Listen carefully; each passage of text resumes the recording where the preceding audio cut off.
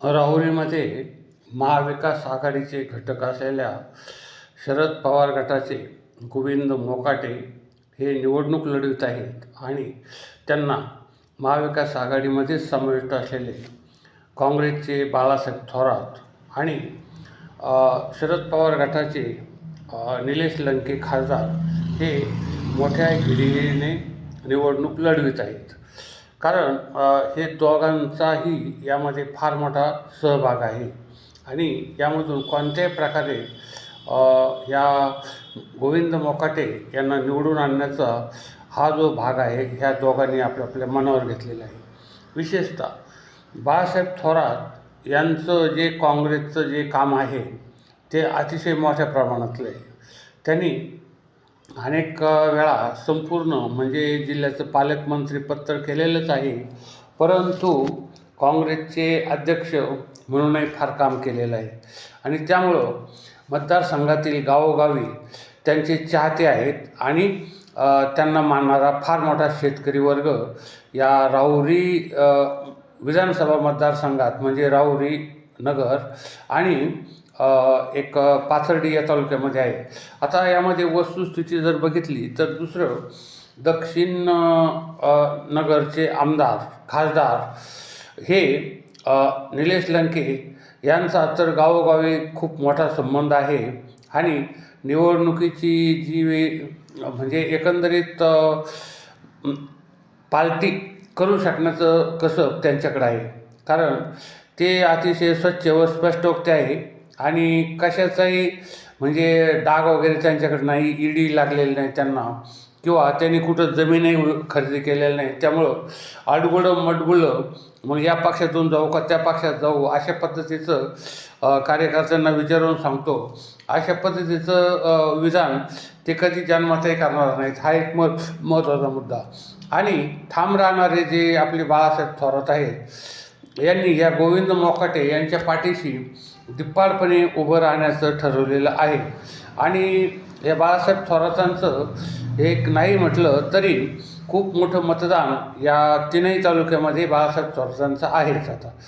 आणि एक महत्त्वाचं म्हणजे आपल्या जे पवार साहेब आहेत यांना तुषार भोसले म्हणजे एक वारकरी संप्रदायाचे आपले काय म्हणतात त्याला प्रवचनकार किंवा कीर्तनकार आहेत. तर त्यांनी मौलाना असा उल्लेख केला त्यांचा आणि त्यांनी असं सांगितलं की हे पवारसाहेब जे आहेत शरद पवारसाहेब यांनी म्हणजे एकंदरीत त्रयस्थ दृष्टीने असं सांगितलं की भाजपमध्ये हे जे काही लोक म्हणजे प्रवचनकार कीर्तनकार हे लोक पैसे घेऊन किंवा पाकिटं घेऊन एक प्रचार करत असतात कीर्तनाच्या माध्यमातून भाजपाचा. त्यामुळं त्यांनी अतिशय सुस्पष्ट आणि कठोर भूमिका मांडलेली आहे आणि ती सत्य आहे. कारण काही ठिकाणी तसे प्रकार उघडकीस झालेले देवाचे नाव घेण्याऐवजी ह्या पुढाऱ्यांचा सत्कार करण्याचे कार्यक्रम काही ठिकाणी झालेले आहेत. आणि संगमनेरचं उदाहरण तर तुम्हाला माहीतच आहे. महाराजांचं पहिल्यांदाच तो खटका उडाला होता आणि त्यामध्ये त्या महाराजांनी म्हणजे एक जे अमोल खताळ यांचीच बाजू लावून धरली होती हे आपणाला माहीत आहे.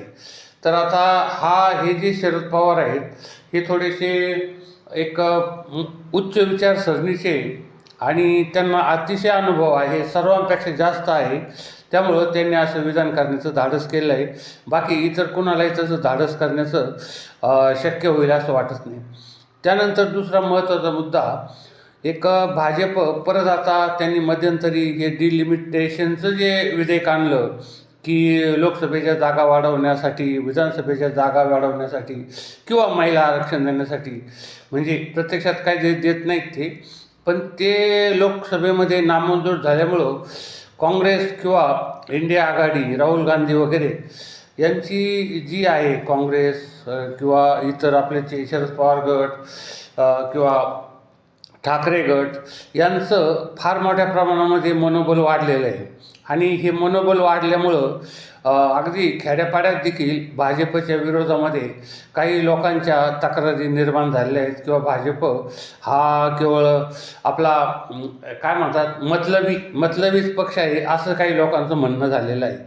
आणि आपल्याकडं मतलब सुकाळे लोक तर खूपच मोठ्या प्रमाणामध्ये असतात. त्यांना मतलब सुकाळे म्हणजे त्यांचा योग्य काळ येण्यासाठी ते बसलो असतात टपून याच्यासाठी आपल्या बघायसारखे, आणि योग्य तो काळ आला की ते आपला मतलब साधून घेतात.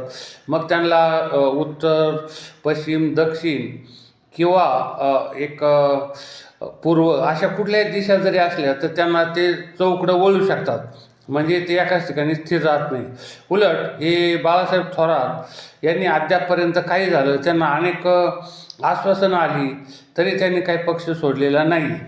आता तिसरा जो महत्त्वाचा मुद्दा आहे, बारामतीमध्ये जो चर्चेला गेला तो असा सांगितला की सोमेश्वर कारखाना आहे, त्यानंतर इतर जे दोन कारखाने आहेत आपले छत्रपती कारखाना आहे वगैरे, आणि माळेगाव कारखाना आहे. या तिन्ही कारखान्याचं जे अध्यक्षपद आहे हे फक्त मराठा समाजाला दिलं, आणि एक बाकीचे जे म्हणजे पद आहेत ते काही तर दुसऱ्यांना दिलेच नाही आहे. आणि बारामतीमध्ये साधारण 20% मराठा, 30% इतर एस सी व इतर, आणि 50% OBC लोक आहेत असंही सांगण्यात आलं. आणि असा एक मेसेज सर्वत्र फिरवला गेलेला आहे. तसा व्हिडिओ तो कोणतरी काढून तसा म्हणजे पोस्टही केलेला आहे, तो आपण यूट्यूबवर पाहू शकतात. तसं जर पाहिलं तर आता या नगरमध्ये सुद्धा म्हणजे राऊरी मतदारसंघामध्ये पाथर्डीमध्ये काही म्हणजे OBC लोक मोठ्या प्रमाणामध्ये आहेत. त्यानंतर राऊरीमध्ये OBC लोक मोठ्या प्रमाणामध्ये आहेत. त्यानंतर अल्पसंख्याक आपण ज्यांना म्हणू, आणि SC वगैरे हे लोकही फार मोठ्या प्रमाणामध्ये नगरमध्ये आहेतच. तर यांचं मतदान हे सगळं काही हे सर्व शरद पवार गटाच्या हे गोविंद मोकाटे यांना होण्याची शक्यता जास्त प्रमाणामध्ये अशी आलेलं आहे. कारण एक म्हणजे समजा जो उमेदवार त्यांनी ठरवला होता पण तो भाजपने त्याला खाली बसवलं, तो उमेदवार जर ठाम राहिला असता तर काही निवडणुकीमध्ये रंगत आली असती आणि म्हणजे ही विजयी निवडणूक झाली असती. परंतु त्याच्यावेळी दुसरा म्हणजे ABC फॉर्म मिळाल्यामुळे आता जो गोविंद मोकाटे यांना निवडून येण्याची शक्यता या निलेश लंके आणि बाळासाहेब थोरात यांच्या रणनीतीमुळे आणि शरद पवार यांच्या रणनीतीमुळे फार मोठ्या प्रमाणामध्ये ती साध्य झालेली आहे अशी एक शक्यता म्हणजे खूप मोठ्या प्रमाणामध्ये लोक बोलून दाखवतात. अर्थात हे वृत्तपत्रकार किंवा आपले चॅनलवाले यांचं एकच एक व्ह्यू असतो की त्यांच्या ते कुठल्या तरी पक्षाचे काहीतरी असतात. काही जण एक मोठ्या कुणालाही घेऊन पत्रकार किंवा चॅनलवाल्यांना घेऊन गाडीत बसून फिरवतात किंवा त्यांच्या संदर्भामध्ये जास्त हे करतात. तर अशा पद्धतीचे चॅनलवाले काही आहेत आणि काही एक पत्रकार आहेत. त्या बातम्या वगैरे ज्या द्यायच्या लोकल तर त्या न देता त्या व्यवस्थितपणे फॉर किंवा काय म्हणतात पैसे घेऊन अशा पद्धतीचे काही लोक म्हणतात की हे लोक चॅनलवाले किंवा पत्रकार हे पैसे घेऊन बातम्या देत असतात आणि त्यांचा ओझो करत असतात. परंतु वस्तुस्थिती अशी काही प्रमाणात सत्य असली तरी सर्व सत्य असेलच काय असं काही नाही. तर तेव्हा या संदर्भामध्ये अधिक आता उद्या आपले म्हणजे आज उद्या म्हणजे निवडणुकीपूर्वी एक सभा हे आपले मुख्यमंत्री घेणार आहेत असं कळतं आहे. आणि त्यांच्या सभा झाल्यानंतर किंवा त्यावेळेस एक वेगळा व्हिडिओ आम्ही आपणासमोर देणार आहोत. आणि आज सध्या तरी हे लंके थोरात आणि आपले हे शरद पवार यांची आघाडी म्हणजे महाविकास आघाडी सध्या तरी पुढे असं दिसते आहे. आमचं असे आहे असं आमचं लोक बोलत असतात कारण लोकांशी चर्चा केल्यानंतर हा प्राथमिक अंदाज आलेला आहे. कदाचित याच्यामध्ये उलटही होऊ शकतं, सांगता येत नाही.